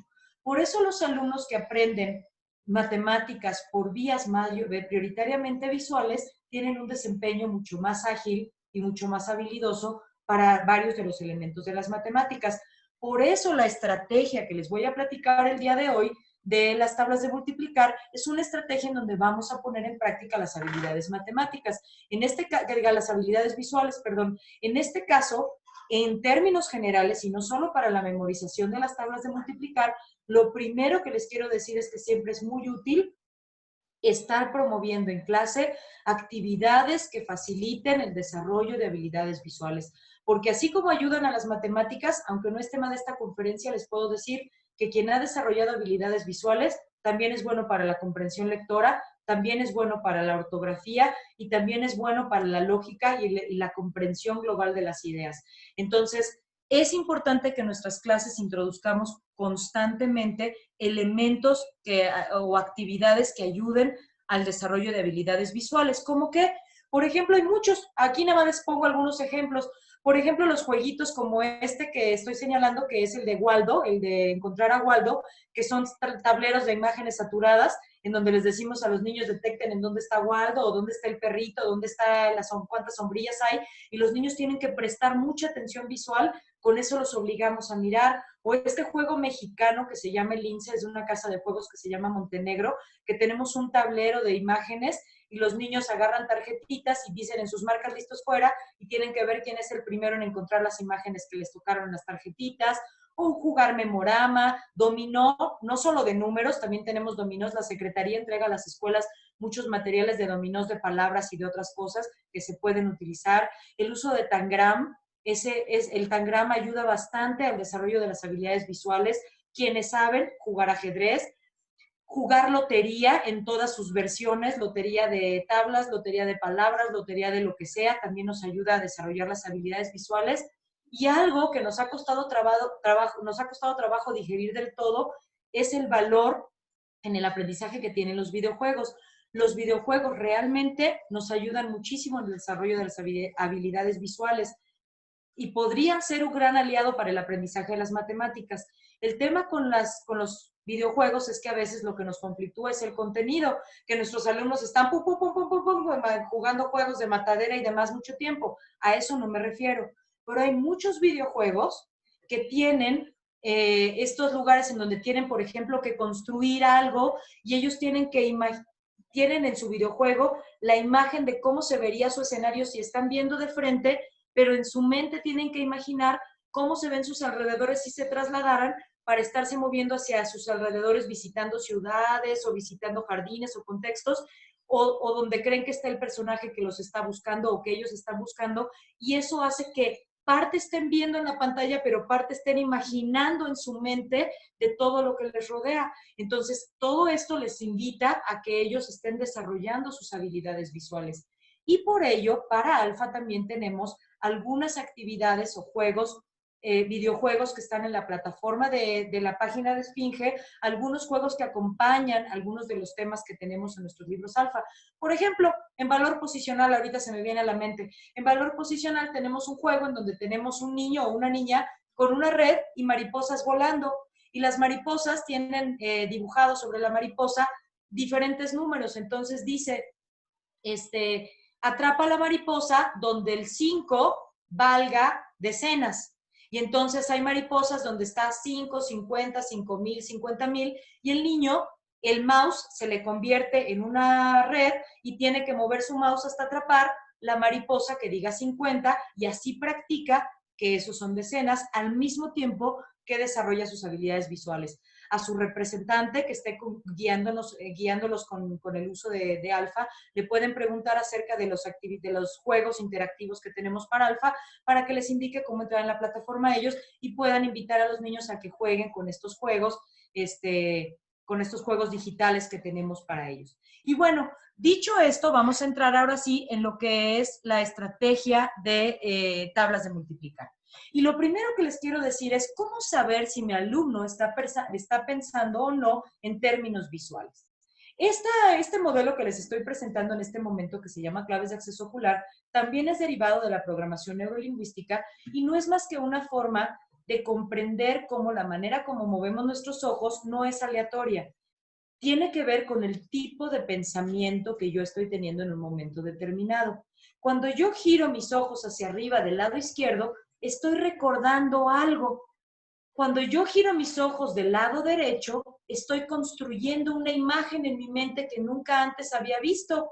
Incluso si ustedes ahorita mismo giran sus ojos hacia arriba, se van a dar cuenta que ese es el tipo de posición que les acomoda cuando están recordando algo visual. Por ejemplo, ahorita si yo les digo, recuerden cómo se ve la entrada de su escuela, noten cómo si la quieren ver en el ojo de su mente con los ojos abiertos, la manera más cómoda de ver la entrada de la escuela es girando los ojos hacia arriba del lado izquierdo, que es donde tenemos nuestra área de visual construido. Pero si yo les dijera cómo se viera la entrada de la escuela pintada de morado con bolitas verdes, girarían los ojos del lado derecho porque no está pintada así, o yo creo, porque no conozco su escuela, que no está pintada así, y entonces tendrían que construir esa imagen hacia arriba del lado derecho. Si yo les digo, recuerden, por ejemplo, cómo suena el himno nacional cada vez que lo tocan en el radio o en la televisión, para escuchar esa música en sus oídos, tendrían que girar sus ojos en la línea media hacia el lado izquierdo, y si les digo, imagínense cómo sonaría esa pista cantada por Shakira, tengo que girar mis ojos en la zona media del lado derecho porque es un sonido que nunca he escuchado. Y si yo, ustedes podrán ver también que cuando hablo conmigo misma, cuando alguien tiene un diálogo interno, generalmente giran los ojos del lado izquierdo hacia abajo, y es cuando estamos, a lo mejor ven a la gente en la calle que va 2 chiles, 3 jitomates, repitiéndose la lista del mandado, ¿verdad? O la escultura del pensador de Rodin, que se encuentra así con los ojos hacia abajo del lado izquierdo, y eso nos hace ver que está en un diálogo interno pensando. Y cuando bajamos los ojos del lado derecho, cuando van hacia abajo del lado derecho, es cuando entramos en contacto con nuestros sentimientos y nuestras sensaciones.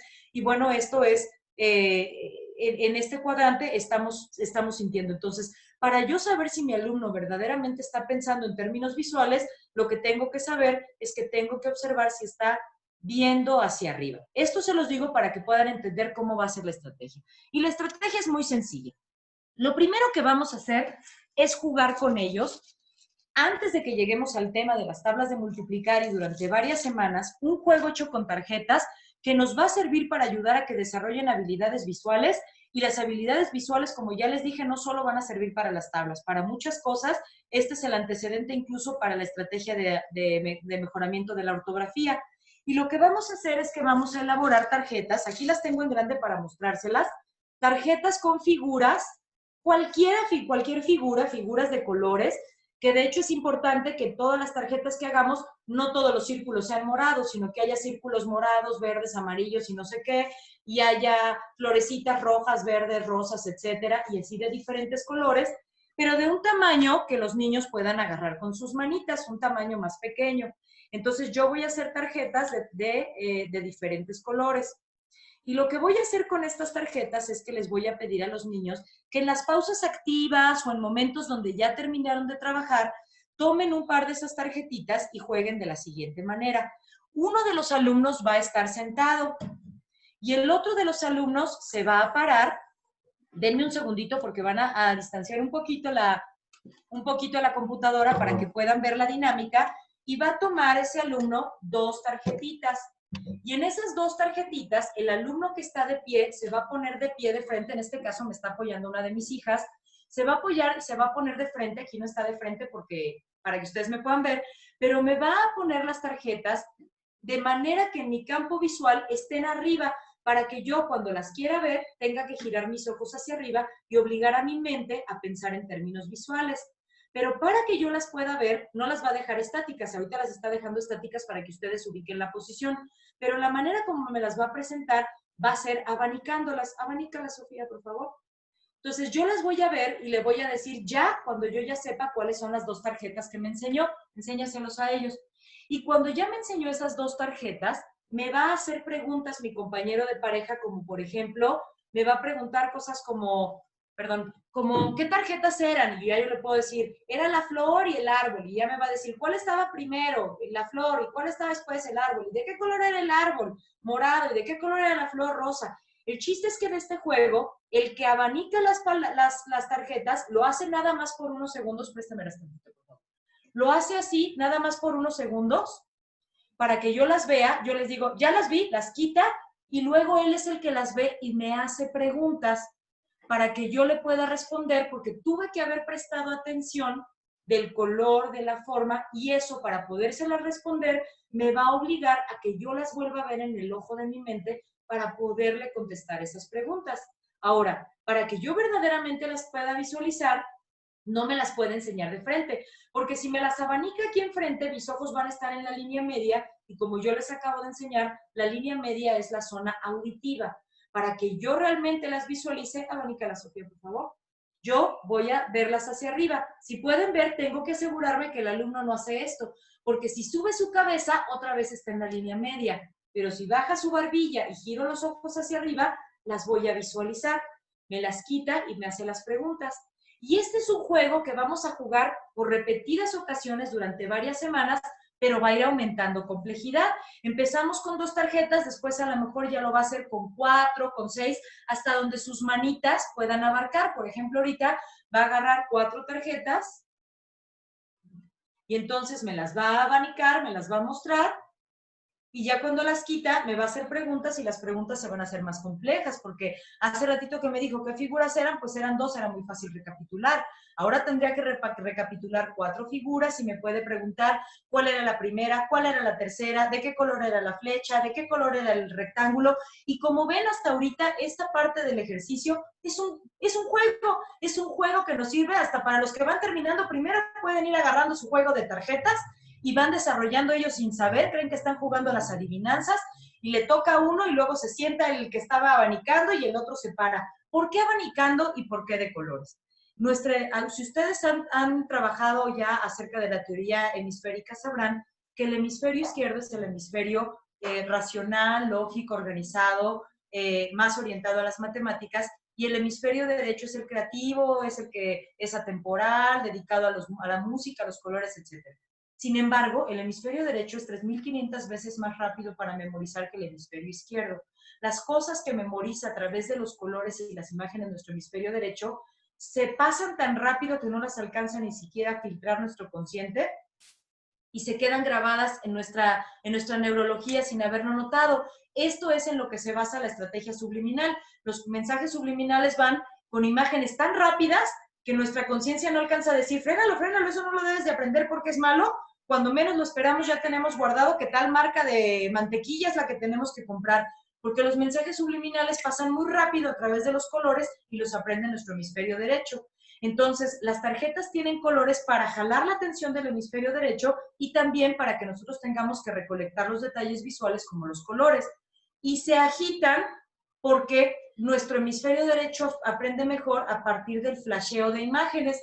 Entonces, nos hacen el abanicamiento y yo digo ya y me hace las preguntas. Entonces, este juego se hace durante repetidas ocasiones y para ello nosotros tenemos que elaborar varios juegos de tarjetitas. Obviamente, si tenemos 30 alumnos, tenemos que tener 15 juegos de tarjetitas, donde hayamos hecho figuritas de diferentes colores. Mi recomendación para ustedes es que pueden recortarlas en cartulina o en papel construcción como las tengo yo, o pueden hacerlos con las figuras que se pueden insertar con Word o con cualquier otro elemento, con cualquier otro de estos programas de computadora, y ya las imprimen ya hechas y las forran de contact o las enmican para que tengan sus mismas tarjetitas para muchas generaciones. En este caso, ya poniéndolas en práctica, estas tarjetitas que yo les estoy enseñando tienen un error. La figura está muy grande y está centrada, y cuando las agarramos se enciman unas en otras. Entonces, mi recomendación para ustedes es que la figura sea un poco más pequeña y más puesta en la parte de arriba para que cuando yo agarro 2, se puedan ver, como cuando agarramos las barajas, cuando estamos jugando barajas, ¿verdad? Entonces, así es como vamos a hacer este primer paso del juego. Cuando hemos ya dedicado varias semanas a jugar esto y hemos ayudado con eso a que los alumnos aprendan a prestar atención y a memorizar visualmente, el paso que sigue es que voy a elaborar con mis alumnos, junto con ellos lo puedo hacer, tiras de cartulina en las cuales vamos a trazar con plumón las multiplicaciones de la tabla que estamos queriendo aprender o de las tablas que estamos queriendo aprender. No es más que una tarjeta con, por ejemplo, en este caso 5 por 8, ¿sí? Entonces, cada pareja va a tener su grupo de tarjetas de las tablas de multiplicar que estamos queriendo aprender y ya van a empezar a jugar, pero ya no van a jugar como antes con las tarjetitas de las figuritas. Ahora van a jugar con la misma dinámica, pero antes de que pasemos a eso, para tener y expandir su posibilidad de aprendizaje, cuando ya vayamos a transitar hacia aprender las tablas de multiplicar, lo primero que vamos a hacer es crear un estado emocional óptimo, porque ya he dicho y he repetido que el aprendizaje es dependiente del estado. Hay muchas maneras de crear un estado óptimo. Puede ser con una de las pausas activas que sean un juego divertido que los haga reír, puede ser un ejercicio de gimnasia mental, puede ser una actividad, bueno, gimnasia mental supongo que han hecho algunos, pero de reto, como por ejemplo, no sé, quizá conozcan que podrían hacer conmigo en este momento, que en una mano ponemos el índice y en la otra mano ponemos 3 dedos, o sea, un dedo en una mano y 3 en otra. Si quieren probarlo conmigo, un dedo y 3 dedos. Y ahora hagan cambio rápidamente. Es un dedo y 3 dedos, un dedo y 3 dedos, un dedo y 3 dedos. Practíquenlo. Esto es un juego de gimnasia cerebral, es un juego entretenido que como al principio les va a costar trabajo y cuando lo logren va a hacer a los niños este reto y esta sensación de juego y de diversión, pero otra que es la que yo les propongo a través de esta imagen es hacer una relajación leve con los niños para que lleguen al estado presente, es decir, al aquí y a la hora, y para ello los puedo llevar a que se relajen, a que se sienten bien y a que sientan su respiración. La respiración es el mejor momento de traer la mente de los niños al presente, porque la mente puede ir al pasado a visitar y a preocuparse, o al futuro a angustiarse, pero solo podemos respirar en el aquí y en el ahora. Entonces, cuando yo los llevo a inhalar, a exhalar, a respirar, a traer su mente al presente, cuando ellos se relajen en estos ejercicios, que además también hay muchos grabados en internet, en ese momento ellos van a tener un estado óptimo para empezar el juego. Y entonces vamos a elaborar las tarjetas. Yo les recomiendo que les inviten a que las hagan con plumones de diferentes colores, por la misma razón, para que el hemisferio derecho se siente estimulado. Si todas las hacemos con plumón negro, no le va a llamar la atención. Que todas las tablas sean con plumones de diferentes colores para que sea atractivo para el hemisferio derecho. Y entonces, una vez más, los voy a poner uno sentado, uno parado en la pareja, y lo que van a hacer es abanicarlo. Así como abanicaron las tarjetas, lo que va a hacer la persona es que va a abanicar la tarjeta, un poco más, Sofía, acércate por favor para que se vea, y yo, sin levantar la barbilla, tenemos que decirle, permíteme, tenemos que decirle a los niños que en la pareja, el que está parado tiene que ser el guardián de que la persona sentada no haga esto, que si está subiendo la barbilla le diga, baja la cabeza para que realmente veamos, si quieres ponte un poquito más de frente para que puedan ver aquí, ajá, ahí, para que realmente puedan ver que yo lo que tengo que girar hacia arriba son los ojos. Para que la tarjeta alcancen a verla ahorita ustedes en la computadora, Sofía no me la está poniendo tan alta, pero en el caso de los niños en pareja, sí la tienen que poner alta para que el niño sentado gire los ojos hacia arriba y memorice la tarjeta que está viendo. Entonces la agita, la abanica y el que está sentado dice, ya sé cuál es. Entonces la persona que tiene la tarjeta tiene que decirle, ¿qué tabla era? Y cuando yo se la conteste, el que está parado tiene que fijarse que yo gire mis ojos hacia arriba y le diga, era 8 por 5, 40. Porque si yo le digo, si yo le digo, es que no me acuerdo, no me voy a acordar porque mis ojos están en la zona auditiva. Pero si yo digo, cuando giro mis ojos hacia arriba, mis ojos van a hacer una recolección mental de la imagen que memoricé de la tarjeta. Y digo 5 por 8, 40. Ahora, puede ser que me equivoque, que no me la aprende a la primera. Y entonces, si me equivoco, aprendimos ya que los errores son oportunidades para aprender. No pasa nada. Si me equivoco, no pasa nada. Cuando ella me pregunte la tabla, no solo me va a preguntar la tabla, porque eso sería muy fácil. También me va a hacer algunas otras preguntas que garanticen que ella ha entendido, que yo he entendido la tabla por completo. Y me va a decir, por ejemplo, preguntas como, a ver, ¿qué números viste? Y ahí le voy a decir 8 por 5, 40. ¿Qué operación era? Pues multiplicación. ¿Cuál de los factores iba primero? El 8. ¿O cuál era el segundo? 5. Pero la pregunta que nunca puede faltar es, dime la multiplicación de reversa. Entonces yo le voy a tener que decir, 40 es igual a 5 por 8. ¿Por qué pido que me diga la multiplicación de reversa? Porque para decirla de ida, yo me la pude haber visto en la tarjeta y auditivamente decir era 8 por 5, 40, 8 por 5, 40, 8 por 5, 40, y cuando me la pregunte cuál era, 8 por 5, 40, pero no estoy utilizando una estrategia visual, estoy utilizando una estrategia auditiva porque me la estoy repitiendo.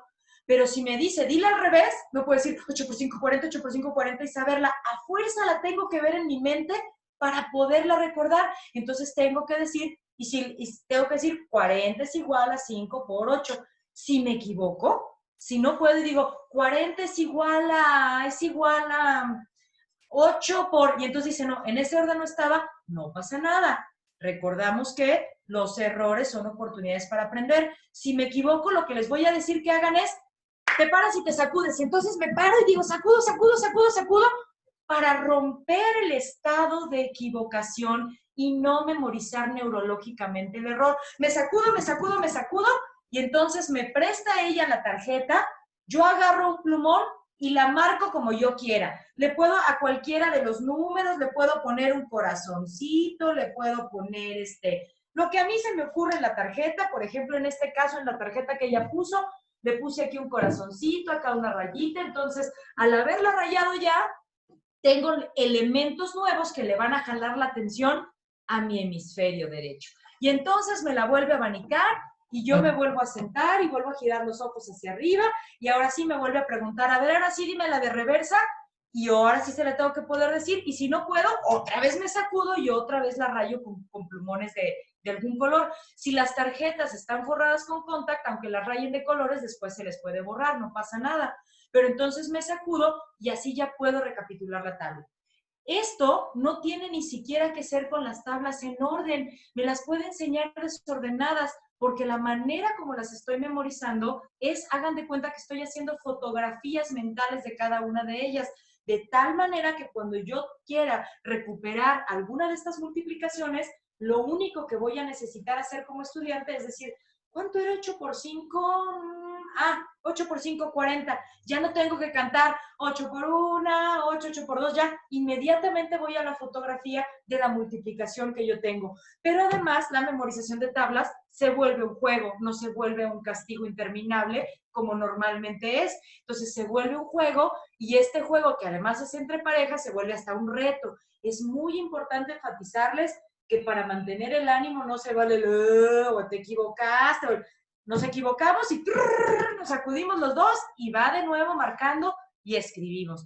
Entonces, ya una vez que me equivoqué, hice las marcas en mi tarjeta, me la vuelve a abanicar y me vuelve a hacer mis preguntas. ¿Ok?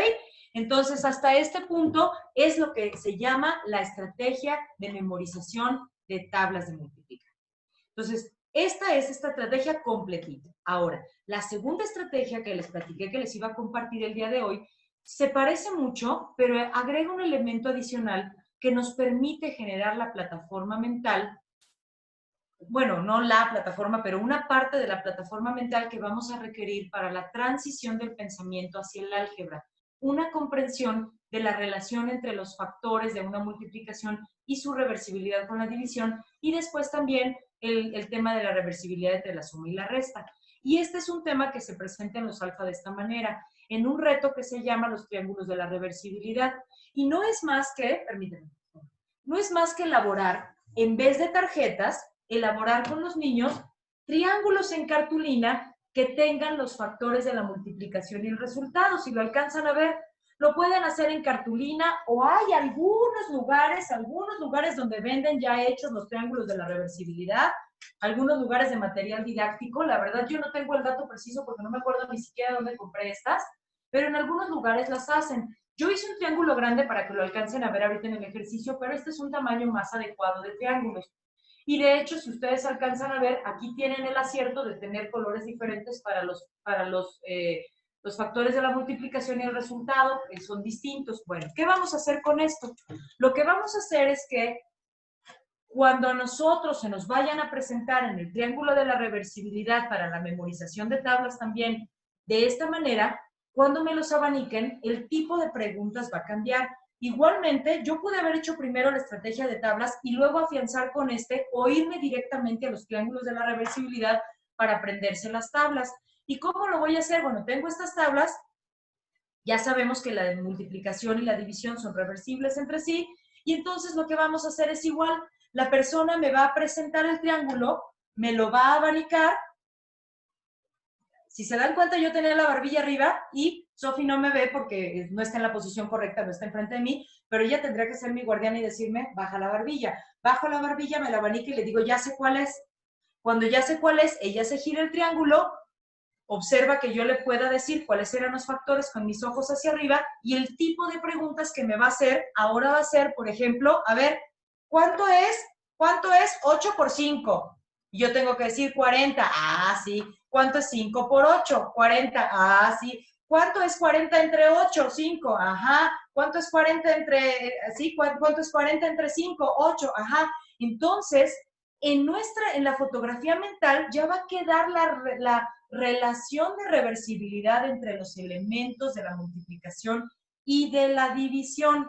De esta manera, ya para ellos queda comprendido y después de practicarlo varias veces con diferentes triángulos de reversibilidad, ya les va a quedar esta relación entre la multiplicación y la división y se puede introducir después, dar un pasito para atrás para también entender la reversibilidad entre suma y resta, y entonces se hace un triángulo también, se hacen triángulos también de suma y resta. Estos ya no se tienen que memorizar, estos ya nada más es para que ellos vean que así como son reversibles la división y la multiplicación, la suma y la resta también son reversibles. Y aquí se pueden hacer preguntas como ¿cuánto es 17 menos 10? Pues 7. 17 menos 7, 10. 10 más 7, 17. 7 más 10, 17. Y esto les va a dar la plataforma de pensamiento para lo que es el álgebra. A ver, acérquenme, por favor, Ana. Entonces, esto nos va a dar, como les digo, ya la comprensión abstracta de la relación entre estos números para que el alumno pueda transicionar de una manera más sencilla a cosas más abstractas, como es lo que verán más adelante en álgebra. Entonces, hasta aquí para un momentito. Estas son las dos estrategias prácticas que quería preguntarles, y antes de seguir adelante para llegar a la conclusión de la charla, me gustaría preguntarles si alguien tiene alguna pregunta.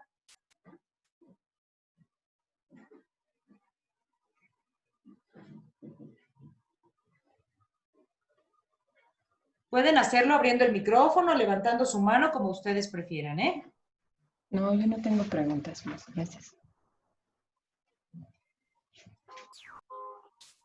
No, bueno, yo no tengo preguntas, creo que quedó muy claro hasta en los ejercicios cómo se tienen que hacer. Ok, muchas gracias, gracias. Bueno, seguimos y si no en la conclusión de la plática. Bueno, pues viendo todo este proceso y todo este andar en el camino de las matemáticas, entonces pues me gustaría llegar al cierre de esta charla tomando precisamente una frase de uno de los autores originales de la serie Alfa Primaria, que es mi abuelo Jiménez Caballero, quien decía, por último, y por lo que se refiere a la actitud del maestro, no olvidar que es más importante el rumbo que la meta, puesto que la meta es el fin, es término. En cambio, el rumbo es camino, es evolución, es esperanza. Con esta frase recordamos que todo este proceso, para cada uno de los contenidos, si lo llevamos con cuidado, si lo llevamos con cariño, si lo llevamos reforzando la autoestima de los niños, va a dejar su confianza, su mente abierta para todos los conocimientos matemáticos posteriores. Si nosotros truncamos el camino, si nosotros los hacemos sentirse avergonzados por equivocarse, si nosotros les hacemos pensar que no son capaces para esto, no solamente cerraremos el camino para un contenido, sino para todo lo que es el pensamiento matemático. Por eso, más que pensar, estoy desesperado porque no aprende la división, tengo que ayudarlo en su camino para buscar en dónde están esas piedritas, en dónde estuvieron esos elementos que lo hacen frenarse o detenerse, para ayudarlo a disolverlos y seguir adelante, y no solo pueda aprender la división, sino que pueda seguir aprendiendo todo lo demás, todos los demás conceptos matemáticos que él requiere. Y bueno, pues de esta manera concluimos nuestra charla de esta tarde. Les agradezco muchísimo su atención. Espero que les sea de utilidad todo esto que hemos compartido. Y bueno, pues estoy a sus órdenes para cualquier duda, para cualquier pregunta que pudiera surgir más adelante. No sé si alguien quiere hacer un comentario, si no hay dudas, algún comentario. No, muchas gracias. ¿Sí me escuchó? Sí, gracias. Ah, ok. La verdad es que hubiera sido muy bueno que esta presentación nos la hubieran dado el ciclo pasado, porque pues ya desde el ciclo pasado trabajamos con el libro, pero la verdad es que sí, bueno, de mi parte sí cometí como el error de implementar como el trabajo del cuaderno, pues de otra manera, ¿no? Yo creo que quedó bastante claro cómo se debe de hacer, porque más bien mi pregunta ahorita sería, ¿cómo podría yo hacer para que mis alumnos que ya están como en una metodología de trabajo diferente en donde se iban únicamente a lo abstracto, ¿cómo hago para que ahora pasen a estos 3 pasos que usted nos explicó? Muy buena pregunta, muchas gracias. Ahora que vamos a tener esta modalidad, bueno, no sé finalmente cuál va a ser la modalidad, lo sabremos hasta el lunes, ¿verdad? Pero necesitaremos reiniciar el ciclo escolar con retos que sean sencillos, con pequeños problemitas matemáticos, y hay muchas páginas de internet, no solo el libro de desafíos matemáticos, hay muchas páginas que nos traen jueguitos o nos traen desafíos. ¿Qué grado imparte, maestra Lore? No, yo estoy en dirección. Ah, en dirección, gracias. Sí. Pues en general hay incluso páginas completas de retos matemáticos, pero aquí en cada uno de los libros alfa vienen los retos que nosotros propusimos. Pero lo que habrá que hacer es tener disponible, yo le comparto, por ejemplo, en el caso de la escuela donde yo estoy, nunca lo habíamos hecho porque el material didáctico lo tenemos en la escuela para trabajar, pero en este año, en la lista de útiles, estamos incluyendo palitos, ligas, taparroscas, para que puedan manipular en su casa. Entonces, esa es una de las cosas que ustedes, por ejemplo, podrían incluir para que los papás prevean para poder trabajar dentro de su casa en este momento. Y que cada una de las maestras, porque la posibilidad de hacer que tengan estos retos y esta experimentación radica mucho en el tema que van a dar, pero que cada uno de esos temas, lo principal es que cada una de las maestras tenga presente que tiene que iniciar por un desafío que incite al niño a manipular, a usar material, a usar todas sus habilidades para resolver el problema matemático y hasta después llegar al cuaderno alfa. Entonces, a lo mejor en el caso desde su área directiva será ver que en el desarrollo de las planeaciones haya momentos previos al trabajo sobre el cuaderno alfa, a menos de que la página del cuaderno alfa que se esté trabajando sea precisamente la de retos. Gracias. No sé si alguien más quisiera hacer algún comentario, alguna pregunta. Pues yo creo que, sí, bueno. ¿Sí? Sí. Creo que sí es bien importante esta parte de la cuestión de manipulaciones de los materiales, de llevar esta parte, porque, bueno, yo lo he visto, por ejemplo, desde el nivel preescolar, que es donde se trabaja mucho esta parte, y ya cuando se pasa a primaria, como que ya nada más se queda en lo abstracto, ¿no? Entonces, sí, de hecho, aquí la maestra, la directora, la Miss Dulce, pues sí está con esta preocupación o esta labor de querer impulsar la cuestión matemática en la escuela, porque me dice que es una de nuestras áreas de oportunidad en toda la institución. Entonces, de hecho, pues sí es eso que una vez me estaba comentando de cómo impulsar o cómo desarrollar esto de las matemáticas en el colegio. Digo, es que es con materiales, es llevar otra vez, como dice, las fichitas, las ligas, a los salones, que más allá de preescolar, ¿no? Entonces, sí es importante, como dices, el trayecto, porque pues la meta ahí la tenemos, ¿no? Que desarrollen las habilidades y los aprendizajes esperados, pero ¿cómo lo vamos a hacer? Yo creo que ese es el modo en que podemos impactar. Muchas gracias, porque además usted toca un punto muy importante, que son dos creencias que resultan limitantes para cuando planeamos en estos niveles superiores el uso del material, que precisamente es que en muchas ocasiones los profesores de primaria y secundaria creemos que eso es solo para preescolar. Esa es una de las creencias que a veces nos limitan, y la otra, que no existe manera de manipular y de jugar en otros niveles. Pero sí existe, y si lo vemos, hasta las ideas las podemos bajar de internet, como les digo, o sea, sí existe, y que además no solo son caras, también esa es otra creencia limitante. A veces decimos, es que la escuela no nos ha dado geoplanos, o no nos ha dado regletas, es que la secretaría no nos ha mandado fichas. No, es que se puede hacer con cualquier cosa. El chiste es que puedan trabajar. En secundaria incluso hay temas muy abstractos para los que se hace, por ejemplo, un tema de medición de edificios a partir de un aparato que se hace con un palito de escoba y una escuadra, que hay un transportador y una aguja, pero es cosa